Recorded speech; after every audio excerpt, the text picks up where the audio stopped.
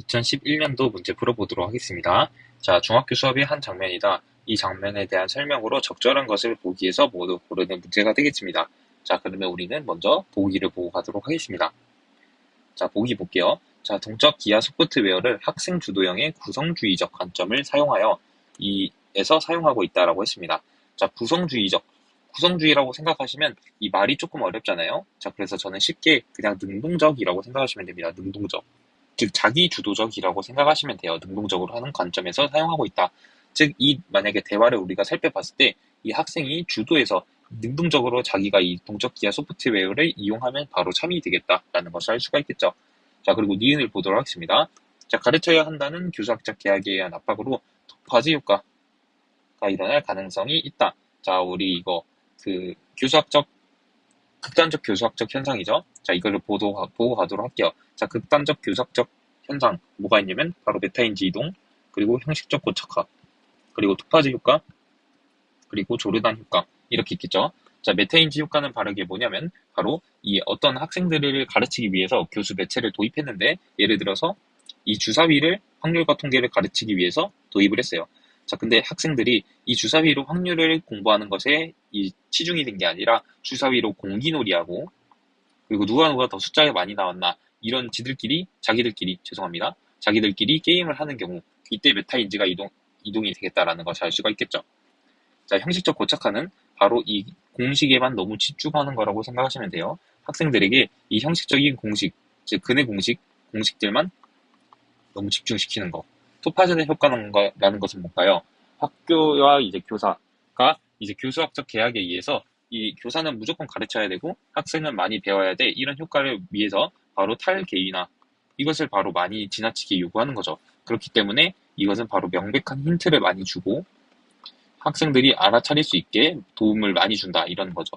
자, 그리고 조르단 효과는 뭐냐면 바로 이 사소한 효과를 보고 학생이 이해했구나 이렇게 과대평가를 하는 것입니다. 자, 그래서 사소한 효과를 보고 사소한 행동 보고 과대평가하는 게 바로 조르단 효과가 되는 것을 알 수가 있겠죠. 자, 디귿을 볼게요.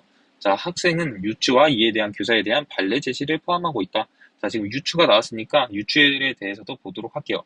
자, 우리가 추론 유형 보면 바로 귀납 추론과 유추.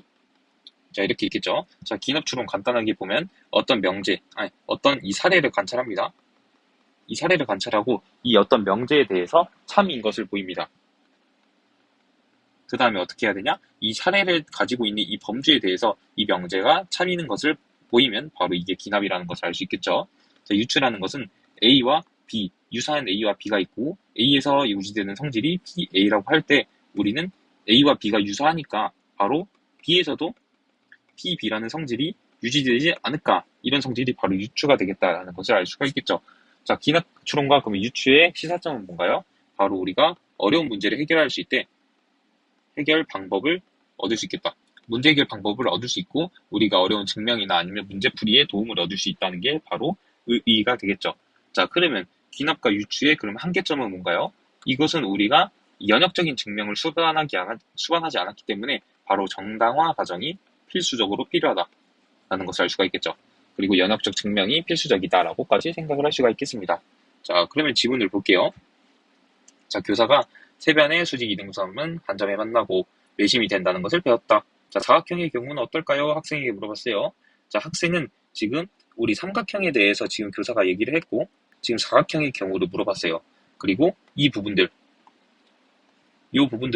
지금 삼각형에 대한 특징이 된다라는 것을 알 수가 있겠죠. 삼각형이 외심이 된다. 자, 그러면 이걸 통해서 자, 아마도 사각형은 삼각형과 비슷하니까 내변의 수직 이등분선은 한 점에서 만날 것 같다. 지금 이 유추를 사용하고 있는데 A와 B, 지금 A는 지금 삼각형이죠. 삼각형. 위에서 삼각형을 먼저 말했고 B는 사각형이라는 것을 말했습니다. 자, 그러면 삼각형과 사각형은 도형이라는 것에 이 비슷한 점이 있죠. 자, 그러면 PA가 뭔가요? PA가 바로 이 부분이죠.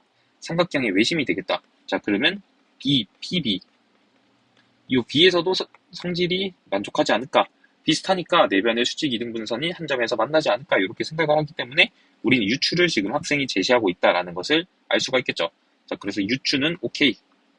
바로 어디서 제시를 하냐면 바로 대변의 수직 이등분선은 한 점에서 만난다. 이게 바로 디귿의 유추가 되는 근거를 알 수가 있겠죠. 자, 그러면 교사가 발레 제시라는 것을 포함하는지 봅시다.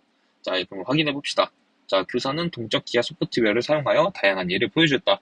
자, 한 점에서 만날 수도 있고 아닐 수도 있군요. 아닐 수도 있군요라는 것은 발레가 있다는 거죠. 그렇기 때문에 발레 제시를 포함하고 있겠다. 이 문제는 디귿은 참이 되겠다라는 것을 알 수가 있겠죠.